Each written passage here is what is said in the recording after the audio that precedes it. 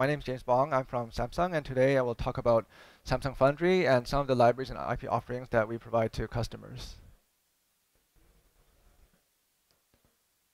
Okay, so Samsung is an advanced technology provider.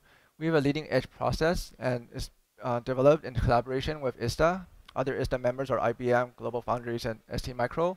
And through the collaboration, either the companies can either use the process directly or they can make derivatives. However, we are also part of the Common Platform group. This includes IBM and Global Foundries. For a common platform, companies can co-develop a process together, and this allows customers to create a single design and manufacture them at any of the companies. As well, Samsung is a dominant memory provider. We are able to leverage this knowledge from developing our memory process, because memory usually uses one generation ahead. So right now, for our logic process, we're working on 14 nanometer, but our memory is already made on a 10 nanometer process node. So the next bullet is that we have a proven track record for high volume 300 millimeter manufacturing.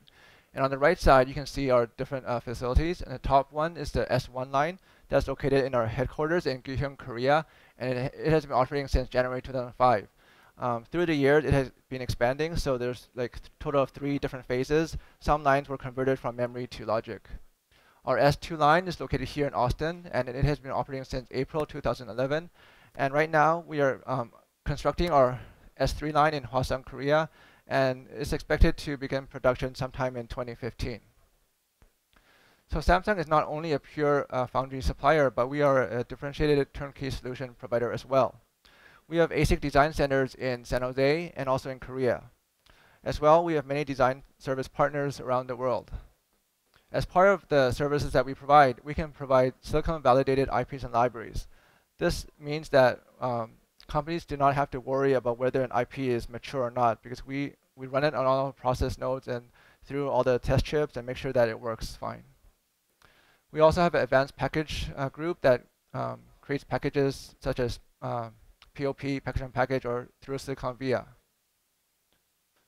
Okay. Oops, sorry.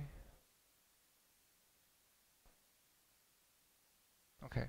So this shows the different areas of support that we provide to our customers. Starting from the lower left corner, you can see the technology that we help to enable. First of all, we have a design methodology that's proven, and we support different tools and different flows, and we give you the sign-off criteria and corners that's required to produce a good working chip. For each process node, we run a lot of different test vehicles. On these test vehicles, we have SRAM for yield learning, and we also have test structures to test our various devices and the robustness of our process. Based on the results, we may tweak our design rules to tighten or loosen them. As well as new technology, as new process nodes requires new technology, such as 20 and 14 requires double patterning.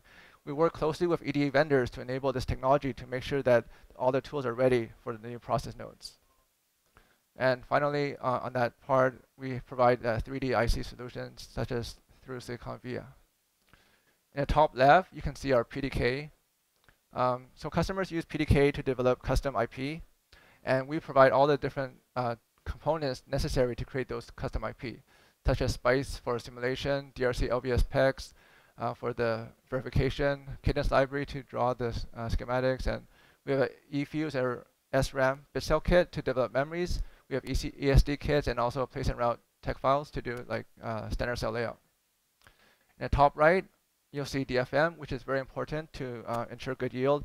As part of our DFM kit, we have such technologies such as pattern matching and litho-friendly design. And also we have a scoring mechanism to determine how closely a design matches all of our recommended rules. As more recommended rules are followed, the yield improves. And in the bottom corner, on the bottom right corner, you can see some of the libraries and IPs that will be described in more detail a bit later on.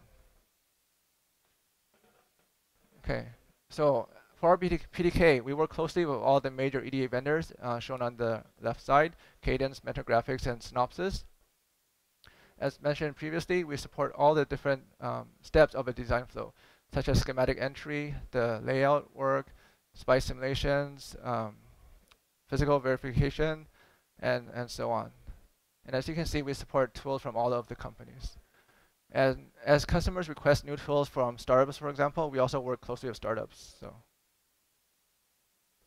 okay, as for IP, there are two sources. Either we have IP that's developed internally, or we can get IP from third parties.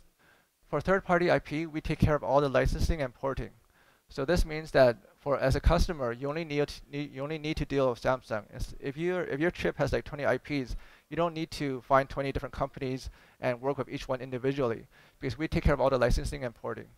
And this gives you some advantage because in terms of pricing, because of our volume, we can probably get a better price than you could if you went directly to a IP vendor.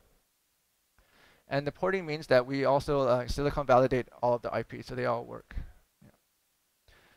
For IP support, also you don't need to deal with like 20 different companies for IP support. We have internal support teams, and we can provide support directly to the customers. Okay. Okay. Next slide. Okay. So this shows our backbone IP and enhanced library IP. Backbone IP is the basic IP that comes from ARM and is part of the common platform group. So you can see for standard cells, we offer both 9-track and 12-track libraries. These are for either high density or high speed designs, as well as a PMK, which is our power management kit. People use the PMK to do advanced power management, such as DBFS. For memory compilers, we have all the different varieties: single port, dual port, register files, ROMs, and both HD is high density, HS is high speed. As part of a backbone library IP, we also have IOs that work from 1.2 volt to 1.8 volt IO voltage range. As well, to enhance those IP, we've created solutions based on specific applications. For example, for standard cells, we've created a pulse flip-flop library for very high frequency designs, and we also have like a live RTC library. For memory compilers, we have ultra low power and ultra low voltage memories. For IOs, the older IO needs 3.3 volts, so we develop 1.8 to 3.3 volt IOs, and also 5 volt tolerant IOs. And we have like SSTL for all the different memory interfaces. For eFuse, we use eFuse for die ID to track a die from the wafer, and we also use eFuse for a memory BIS repair purpose, and OTPs for customer use. Yeah.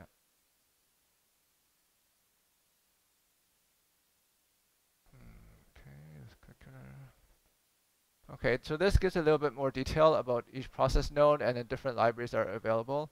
So you can see our 28 LPP, which is in production now, our 28 LPH.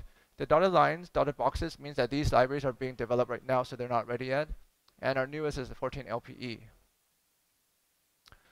So you can see here on the different threshold voltages, the SLVT, LVT, RVT, HVT.